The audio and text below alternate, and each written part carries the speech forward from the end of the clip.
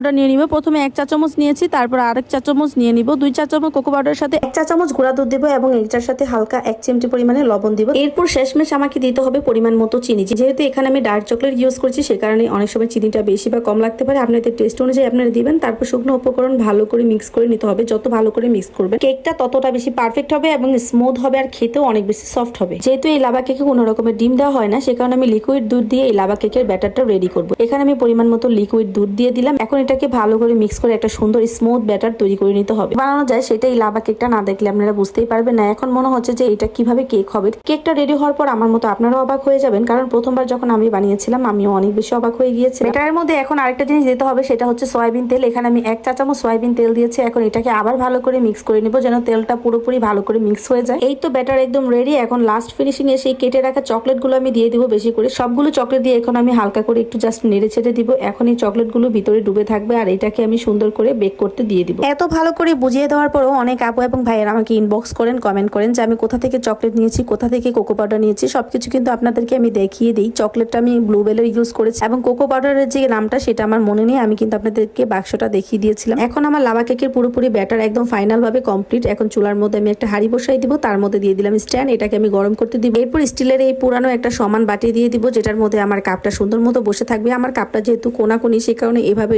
স্টিলের বাটি না দিলে পড়ে যাবে। প্রথমবার যখন এই একই কাপ দিয়ে আমি লাভা কেক বানিয়েছিলাম তখন এই জিনিসটা আমি শিখে ফেলেছি, কারণ তখন আমি এই জিনিসটা নিয়ে অনেক প্যারা খেয়েছিলাম। তখন মাথায় আসছিল না কিভাবে আমি কাপটাকে বসাবো। তারপর আমি এই সমান বাটিটা দিয়েছি। গোল বাটি দিলে কাপটা একদমই বসছিল না। আর আপনারা চাইলে বাটির মধ্যে বসালে এরকম একটা স্টিলের বাটি নিচে দিয়ে দিলে অনেক বেশি ভালো হবে। কেকটা বসিয়ে ঢাকনা দিয়ে ঢেকে দিলাম। প্রায় 25 থেকে 30 মিনিট আমাকে অপেক্ষা করতে হবে। 25 থেকে 30 মিনিট পর দেখতেই পাচ্ছেন আমার কেকটা কিন্তু একদম পুরোপুরি রেডি হয়ে গিয়েছে। ভিতরে চকলেটগুলো মেল্ট হয়ে একদম বের হয়ে এসেছে আর এত বেশি সফট হয়েছে। আমি আঙ্গুল দিয়ে একটু টাচ করে দেখলাম, অনেক বেশি মজা হবে খেতে। এখন চুলা থেকে এটাকে আমি নামিয়ে নিব। আর এই লাভা কেকটাকে আমি গরম গরমই খেয়ে ফেলবো, কারণ টাপ কেক এবং লাভা কেক এগুলো গরম গরম খেলেই বেশি ভালো লাগে। কারণ এগুলোর মধ্যে যেহেতু অনেক পরিমাণে চকলেট ইউজ করা হয়, চকলেটটা গরম অবস্থায় বেশি মজা লাগে খেতে। চুলা থেকে নামিয়ে একদম সহনীয় মাত্রায় যে ঠান্ডা করতে হবে সেটা করে নিলাম। এখন এই গরম গরম কেকটাকে আমি সুন্দর করে সার্ভ করে নিচ্ছি। আর এত বেশি মজা হয়েছে খেতে, আমি একা একা এই কেকটাকে খাবো। কাপ কেক এবং লাভা কেক খেয়ে আমি বুঝেছি যে চকলেট কেক এই